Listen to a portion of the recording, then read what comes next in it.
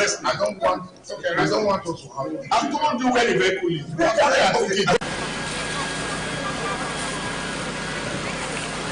The truck was actually coming from Ring Road.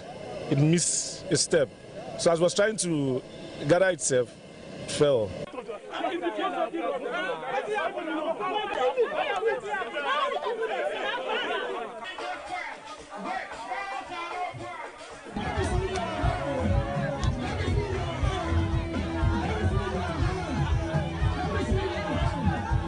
What we are witnessing these days, it is something we can no longer understand. They should stop telling us and promising us all those promises are fake, giving us details of promises are fake. We don't want it anymore.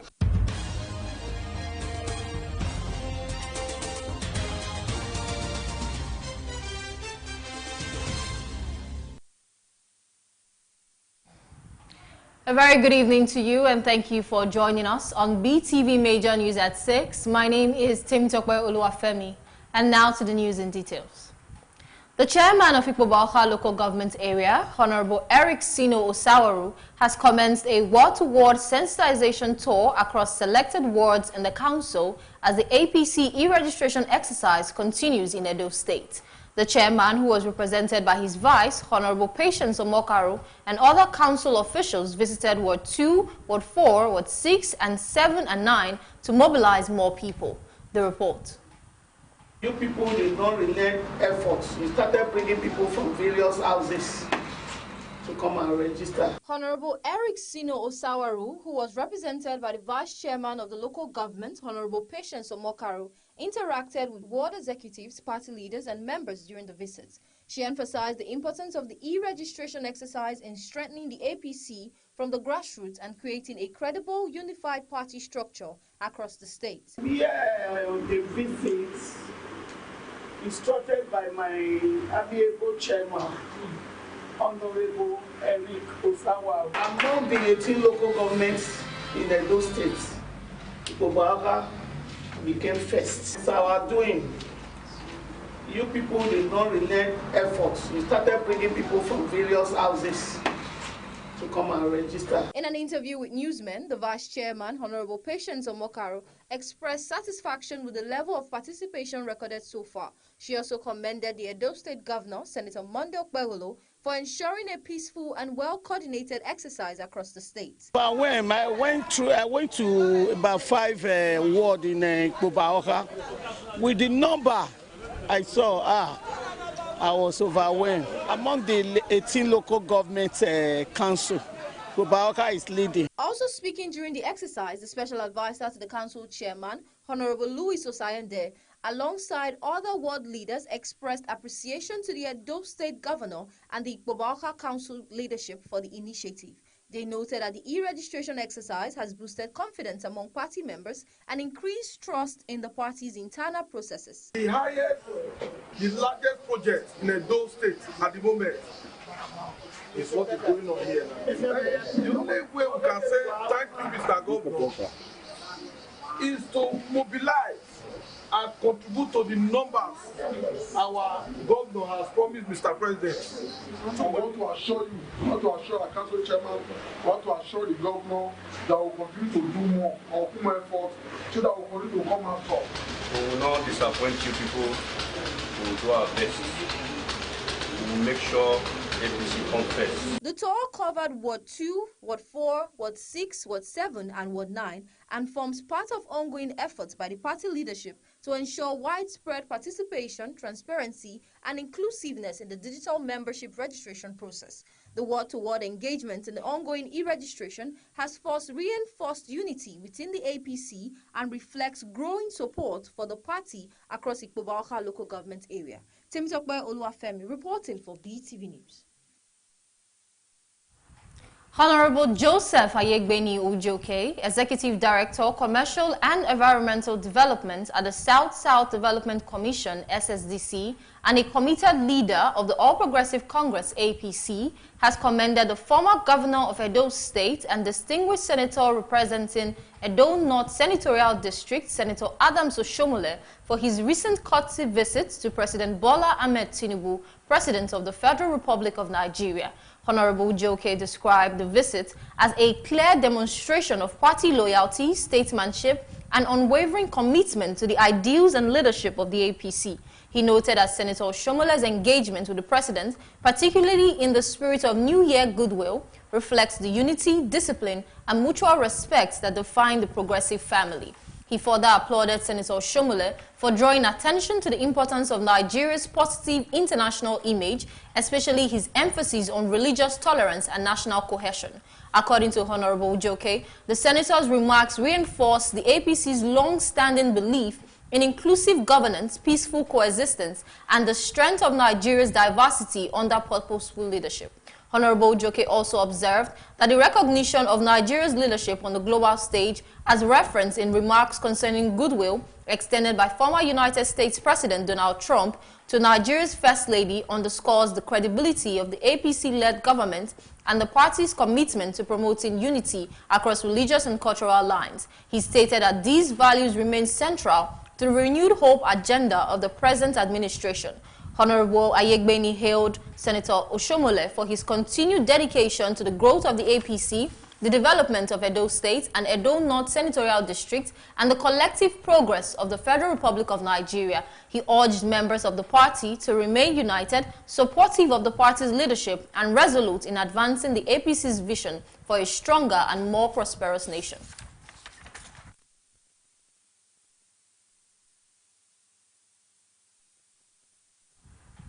Overspeeding by heavy-duty vehicles has become a recurring problem on major highways and urban roads, triggering worries among road users. Beetv News' Precious Angbolaho reports that despite existing traffic regulations, many trailers are frequently seen moving at excessive speed, especially during off-peak hours. The report. Overspeeding is a major road safety issue that increases the risk of accidents and loss of lives. Driving above the speed limit reduces control, endangering both motorists and pedestrians. Despite this, some trailer drivers are often found overspeeding in major roads, posing serious dangers to other road users. Residents who spoke indicate that high speed of heavy-duty drivers often result in loss of controls, difficulty in braking, and increased chance of collisions with small vehicles. While some attributed the reason to drinking while driving, which further impairs good judgment and increases the likelihood of road accidents. Those truck drivers, they are not doing well because they always drive without brake. So, but you as a government, you have to caution them to make sure that they will drive well. Please, because they are killing many innocent souls. The issue of rough driving in this is a city. It's becoming it's becoming unbearable.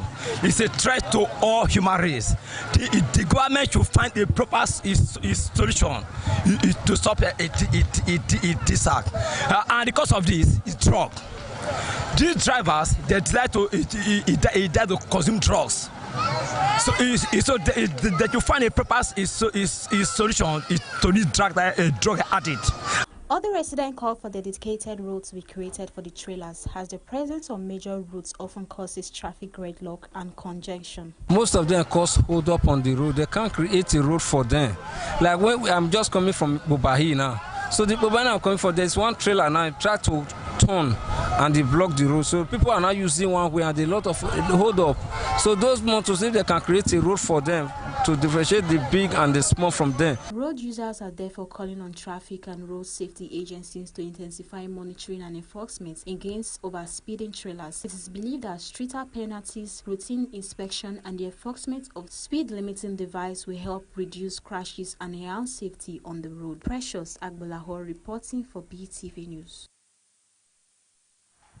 Motorists and traders plying Mission Road in the New Benin Market area of Benin City, Edo State, have appealed to Edo State government for the immediate evacuation of heaps of sand and debris packed out of drainage channels and abandoned along the roadside. The report. Heaps of sand evacuated from drainage systems along Mission Road in New Benin Market in Benin City have been left along the roadside, causing obstruction to the free movement of vehicles and pedestrians. The concerned residents and road users complained that the heaps of sand have been left on the roadside for over a week after routine drainage clearing activities were carried out in the area. They expressed worry that with the onset of erosion and intermittent rainfall, the sand is gradually being washed back into the drainage system, thereby defeating the purpose of the desilting exercise. According to some of the motorists who spoke with newsmen, they were initially assured that the evacuated sand would be promptly removed from the road. However, more than a week after the exercise, no evacuation has taken place. They noted that the heaps of sand have become a serious obstruction to free movement of vehicles, especially in the busy Mission Road axis, which serves as a major access route to the New Benin market. I belong to park this sand. They say the same, whether from government as I don't know. Say the work is not well done, job done well, and they decide to come and check. Before they comes, I believe the mine itself send all those Hausa, make them come start work. Since when they bring that sand come, as you can see now, as the rain they fall, I see they pack everything back to the gutter again. We are just looking for the man may come pack all those things, come out. At least we don't have his number, and it's disturbing us here. The thing is just disturbing us. Parking here now is disturbing us. This sand has been here for more than a week. And let's say more than a week. So at least let them come and do something with it. Let them come and pack it away from this place. It's causing a nuisance, causing havoc in this place. So, if heavy rain fall now, it will pack them back to the gutter again, which is very bad. It will not be a double work for them. Let them come and pack it away from this place, please. They say they will bring tipper. The man, when he give them the contract, when he give the Hausa people the contract, he said they will bring tipper to come and pack it away from this place. Ever since we did not hear from them, nobody even come. Another motorist decried the manner in which the drainage clearing exercise was carried out, noting that beyond abandoning the heaps of sand on the roadside, the workers allegedly failed to replace the covers of some manholes after removing the sand from the drainages. He explained that several manholes along the walkway have been left open, posing a serious threat. According to him, the open manholes have already led to an unfortunate incident as a pedestrian reportedly fell into one of the uncovered drainages a few days ago. He described the situation as a disaster waiting to happen, particularly at night or during rainfall when visibility is poor and the open drains are difficult to notice. The motorists and residents appealed to the Edo State government and relevant agencies responsible for environmental sanitation and drainage management to urgently intervene by evacuating the heaps of sand lined along Mission Road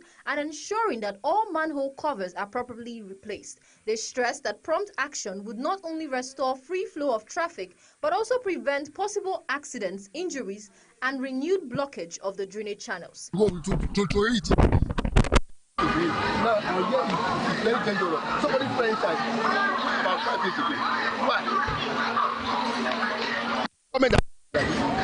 They further called for better coordination and supervision of drainage clearing operations in the future to ensure that short exercises are completed thoroughly and responsibly without creating new hazards for the public. Temitope Oluwafemi reporting for BTV News.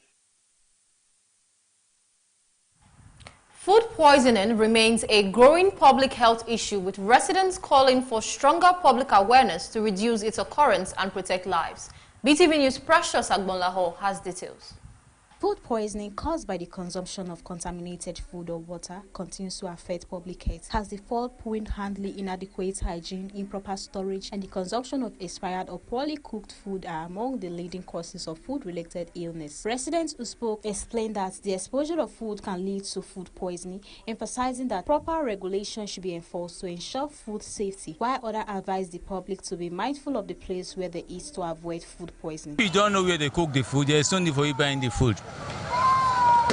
There is some of the food you eat at times, it give you diabetes. Some food you eat, it give you purge. To know the type of food you eat. There is some area where they cook, it's not good to be seen. That's why you need to know the area they prepare food before you can buy any food to eat. Like being careful and be watchful. Whenever you are eating food, be careful and be watchful. Exposing food stuff like that, all raw food materials like that, and people going there to like get themselves fed with short food. Yes, it's very clear, it's very common that it can happen now. It is, however, expected that increased public awareness, proper food handling, and strict enforcement of food safety regulations are essential to preventing food poisoning and safeguarding the health of the community. Precious Agbalaho reporting for Beetv News. Benin City is witnessing a disturbing trend of increasing child begging, with a growing number of minors soliciting financial support in public spaces, including street and commercial areas, highlighting concerns about their welfare and safety. BTV News' Kate Owaridowo reports that locals attribute the growing number of child beggars in Benin City to Nigeria's struggling economy. The report. Children begging along major roads and streets in Nigeria, particularly Benin City, Edo State, has become a disturbing situation. Across various parts of the city, children are frequently seen soliciting financial support from motorists and pedestrians, raising questions about child welfare and public safety. Residents attribute the rising trends to the harsh economic situation in the country. According to them, widespread hunger, poverty, and unemployment have forced many families into difficult situations, leaving parents unable to adequately provide for their children. Many respondents describe child begging as inappropriate, emphasizing that children should be in school acquiring formal education rather than roaming the streets. They explain that the inability of many parents to afford school fees and other educational expenses has forced children to start begging as a means of survival. Commercial buses drivers also noted that the constant presence of child beggars causes discomfort for passengers. According to them, the children frequently approach vehicles persistently and ask passengers for money.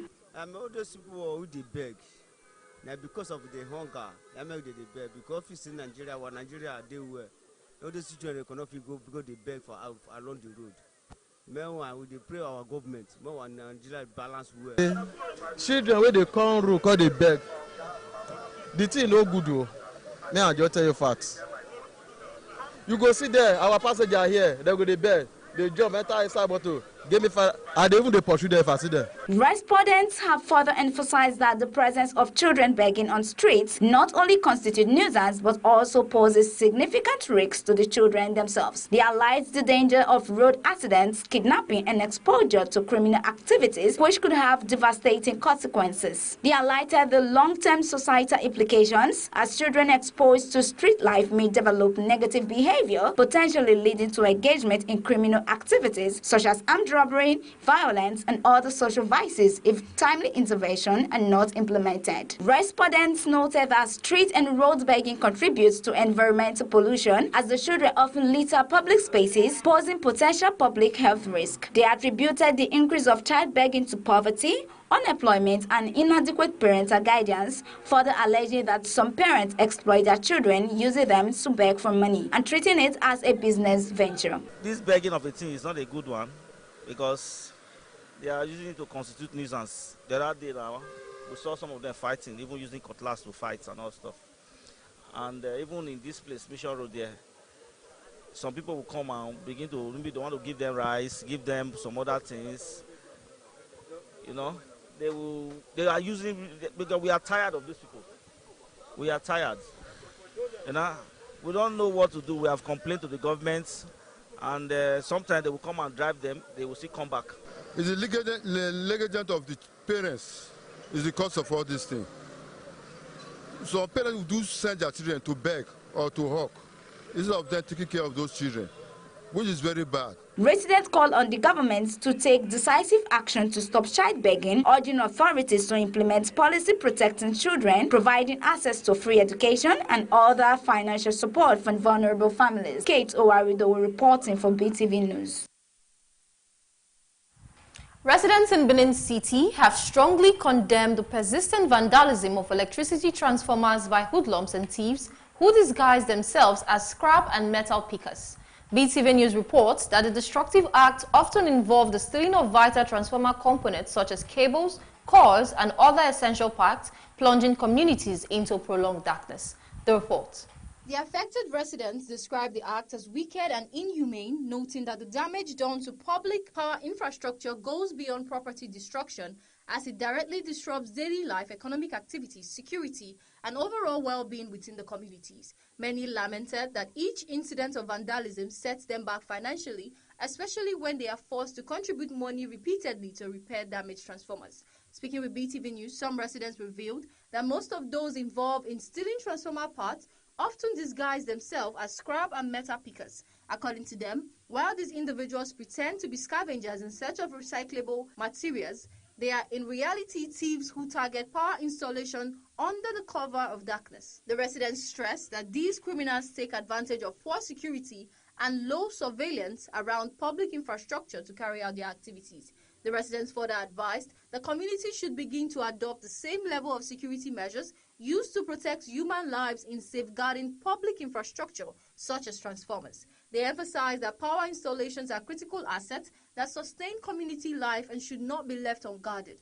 According to them, negligence in protecting these facilities only emboldens criminals and exposes communities to repeated vandalism. Not actually directly experienced it, but here we have all these guys that does this, those malams that does that big stuff from the ground. You know, yeah, I think they are the ones that vandalize all transformer and junction. They went away with all the coils and all that. It affected your community that for like a month. There is nothing like electricity. So I mean, it's not bad. I don't know how else you can protect our transformers for people to gain access. So I don't know. So in my area, they sold an ammo cable. They sold the ammo cable. Then for, let me say, about a month. So until they have to, the residents have to levy themselves, and we're able to get another one. The same measure they use when it comes to security should be used for transformers, whereby if it's possible to start having a permanent security, there will be stations there, morning shift and night shift. It's no burglary because those coins are expensive. Yeah, I think that's why those balance they go after it. Those oils and the oil, there is no particular oil inside that transformer store. They should go away with that oil. I mean, it's huge. So I think they should also pay more attention to securing transformers. They also called for increased security awareness, noting that most of the thefts take place at night when vigilance is low. One resident narrated that in their area, a protective gate was constructed around a transformer to safeguard it, yet it was vandalized the very next day. This incident occurred shortly after the entire community had contributed funds to repair the transformer. They expressed the belief that the installation of motion-censored lights and security lighting around transformer locations will help to detect any strange movement or suspicious persons approaching the facilities, especially at night. According to the residents, improved lighting and visibility could detect vandals and alert community members to potential threats. They further recalled that during the last incident of transformer theft in their area, the community was left in total darkness for over a month, a situation that exposed residents to insecurity and disrupted businesses and social activities. There was a gate, right, on top and all around the transformer, and yet they still went in, opened the gate and went in and, vandalized it. There's a hospital right opposite the transformer. They put a street light there. I suspect NEPA staff in the communities where those infrastructures are, where they should pay more attention to their own security. If can be security lights, so that if somebody gets close to the transformer, it will show lights and everybody will be aware. That is one. Then two, if the government can put, not even government this time around, the residents, if there's anything they can do to get the service of maybe vigilante or whatever, so that they can always protect the place. Mostly in the night, so because in the afternoon they cannot even go close. They called for stricter surveillance, community policing, installation of security devices around transformers, and thorough investigations into alleged insider involvement. The residents believe that unless decisive measures are taken, the cycle of vandalism and prolonged blackouts will continue to undermine development and quality of life in affected communities. Temitope Oluwafemi reporting for Beetv News. The Coordinating Minister of Health and Social Welfare, Professor Mohammed Pate, has met with United States government implementing partners in Abuja to outline Nigeria's renewed health financing strategy following changes in U.S. development assistance policy. Speaking at the engagement, Professor Pate said the meeting aimed to brief partners on a new government-to-government framework that will guide health sector investment over the next 5 years. marking a shift towards greater Nigerian ownership and sustainability. Professor Mohammed Pate said the meeting was held to brief partners on a new government-to-government framework that will guide everyone. He explained that an agreement signed in December 2025 following extensive consultations will see the United States commit nearly $2 billion, while Nigeria aims to increase domestic health financing by over $3 billion during the same period. On development assistance. You all know that the federal government of Nigeria stood up and expressed its appreciation to the U.S. government for the decades of support, which has made profound impact, of which you, the IPs, were a key part of that story. The long-standing model obviously has worked and has delivered tangible benefits, but it also exposed the perverse, let's say, risk that we all have of perpetuating dependency over time.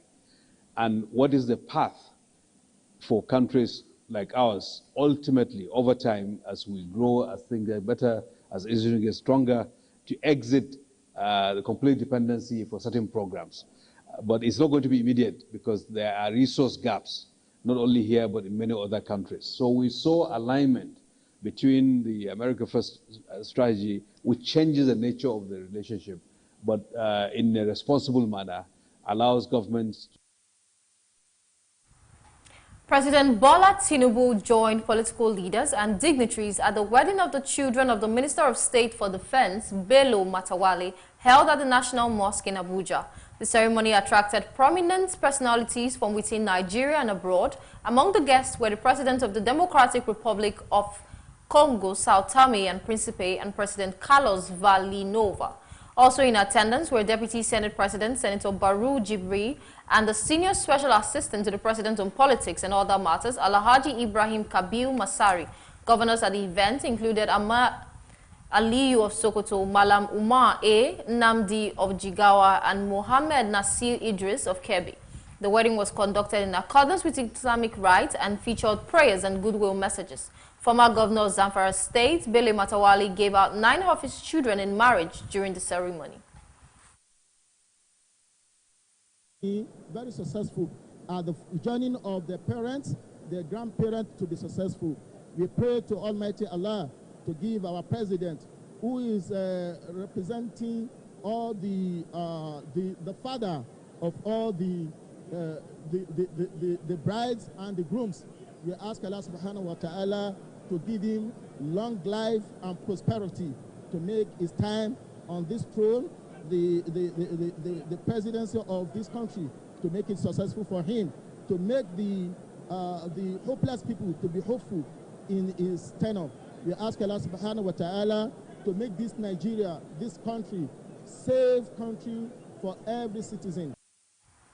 The minority caucus of the Senate has dismissed reports circulating in some media outlets that National Assembly rejected the electronic transmission of election results during the ongoing amendment of Nigeria's Electoral Act.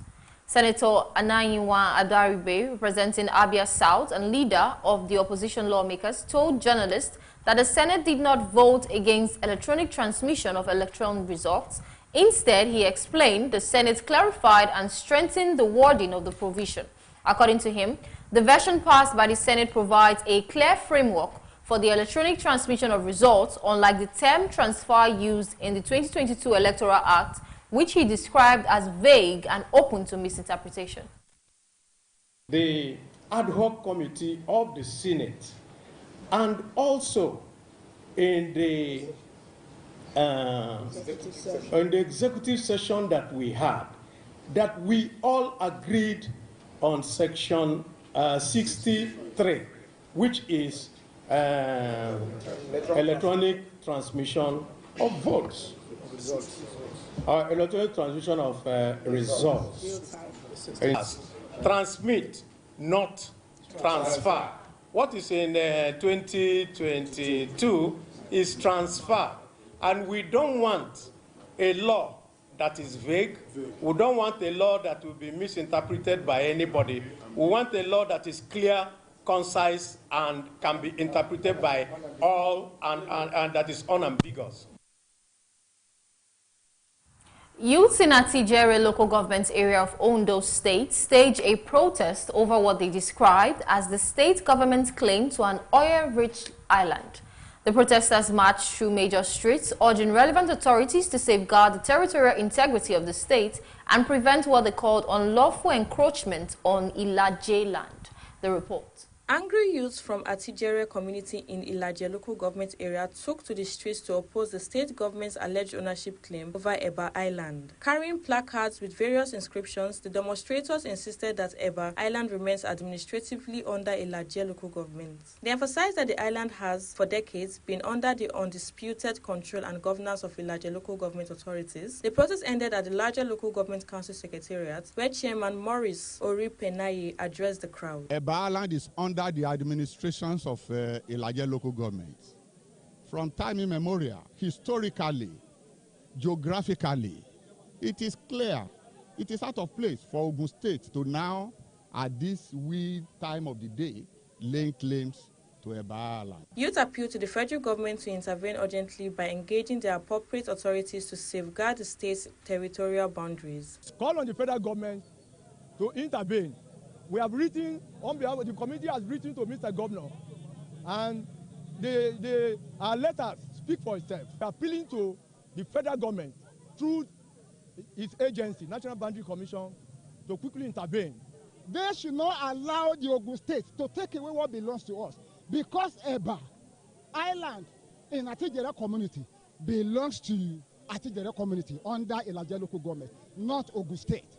So in respect of this, I am saying this clearly and emphatically that Ogun State should stay clear. The protesters insisted their message is clear. Eba remains part of Ondo State. They are calling on the state government to take prompt and decisive action. Zainab Mohammed reporting for Beetv News.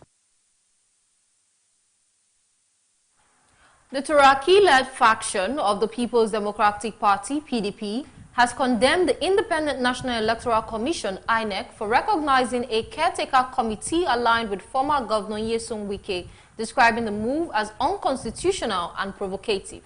In a statement, the party's National Publicity Secretary, Ini Emebong, said the Turaki faction would explore all legal avenues to challenge INEC's decision. On Thursday, INEC formally recognized the Wike-aligned caretaker committee, presenting its acting chairman, acting secretary, and national organizing secretary as PDP representatives at the commission's quarterly consultative meeting with political parties in Abuja. Reacting to the development, Mr. Emebong urged party members to remain calm and patient as the leadership dispute continues before the court, adding that INEC should have exercised restraint in light of pending appeals at the Court of Appeal.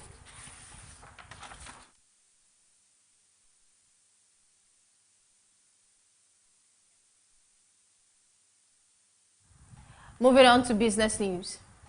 The Minister of Aviation and Aerospace Development, Festus Keyamo, has endorsed Bayes University's proposal to establish a School of Aviation in Abuja, aimed at boosting local aviation manpower and reducing Nigeria's reliance on foreign training institutions. The report. The proposed aviation school to be located in Buhari, Abuja will feature a dedicated training runway and programs covering pilot training, aeronautic engineering, air traffic control, meteorology, and other aviation-related disciplines. Speaking during a meeting with the university's management, Keyamo described the initiative as timely and aligned with the federal government's goal of strengthening the aviation sector. He assured the university of regulatory support and fast-tracked approvals, noting that additional training centers would complement existing aviation institutions and help close skill gaps in the industry. Lagos understudies NEC to strengthen power regulation. The Lagos State Electricity Regulation Commission has begun a process of understudying the Nigerian Electricity Regulatory Commission as part of efforts to strengthen electricity market regulation in Lagos State.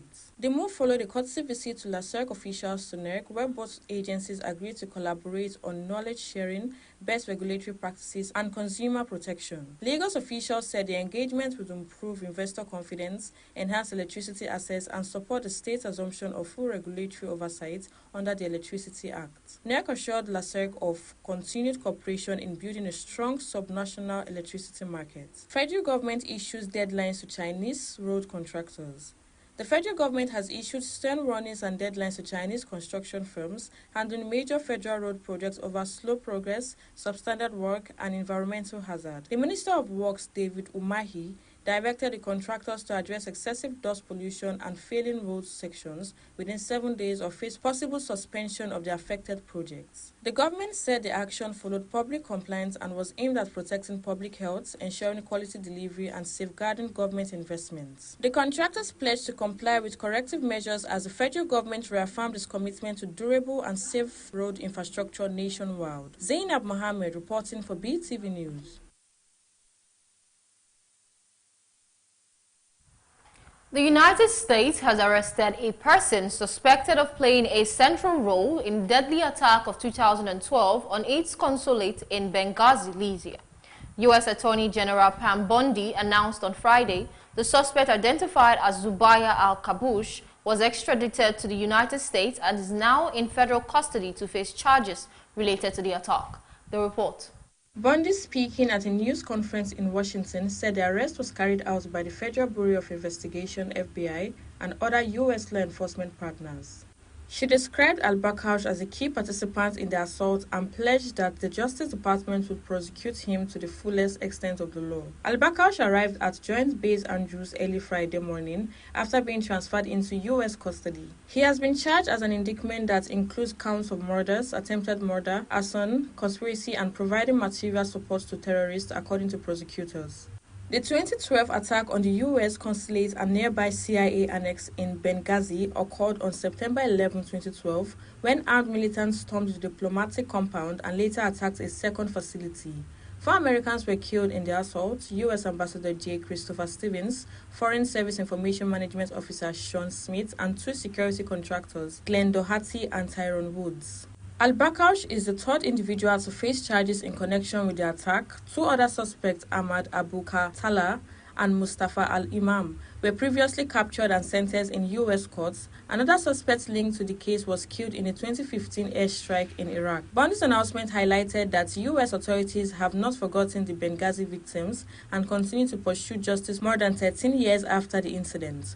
Officials declined to provide details on where exactly al-Bakhouch was apprehended or how the operation was conducted, citing security concerns. The Benghazi attack has remained a politically charged issue in the United States, prompting years of investigations and debates over the circumstances of the U.S. government preparedness and response in 2012. Zainab Mohammed reporting for Beetv News.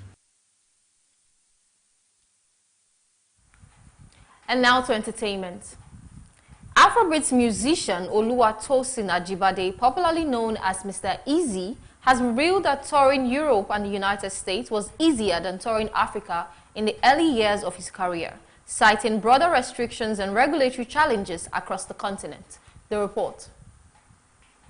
Speaking at the 2026 Africa Prosperity Dialogue, Mr. Easy said that despite having hit songs across Africa, he faced difficulties performing within the continent due to immigration and movement barriers. He recounted being stopped at the Kenya border even after being paid to perform, describing the experience as a reflection of wider challenges affecting African artists, young people, and small businesses. The singer stressed the need for proper implementation of the African Continental Free Trade Area, noting that easy cross-border movement would strengthen collaboration, trade, and economic growth across Africa. In another development, Nigerian singer Tiwa Savage has opened up about her lingering feelings for her former partner and music collaborator Wizkid, admitting that performing with him still brings back strong emotions. Speaking about their reunion on stage at the Great Lagos Countdown 2025, Tiwa described the experience as emotionally challenging, revealing that she struggles to hide her feelings whenever they perform together. She said Wizkid gave her many beautiful memories despite the challenges they faced, adding that if she could choose one man in her lifetime, it would be him. Her comments have since sparked widespread reactions among fans and the social media. Broadcaster Graham Norton and Scottish singer Lewis Capaldi have joined a star-studded cast in Taylor Swift's new music video, Opalette. The 1980s themed video also features actor Domhnall Gleeson, Cillian Murphy, Greta Lee, and Jodie Turner-Smith, and was inspired by a previous episode of the Graham Norton Show. Directed by Swift, Opalite is the second single for her latest album and was released exclusively on Spotify and Apple Music, with industry analysts linking the exclusivity to recent changes in U.S. chart rules. And that's it on the entertainment news. Evelyn Izibile reporting for BTV News. And now to sport news.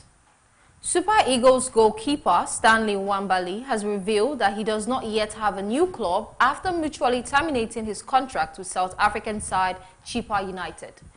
The 28-year-old, who spent 4 years at the club, lost his place as the first-choice goalkeeper to Dumisani Msibi following his return from the 2025 AFCON, during which Msibi kept 4 clean sheets in as many league matches. However, Nwabali said this was not the reason for his departure.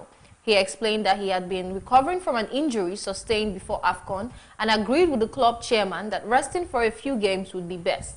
Nwabali described the decision to leave as a mutual understanding with the chairman. Reports indicate that Nwabali is expected to join Moroccan top flight side Raja Club Athletic, where he is likely to continue his career as a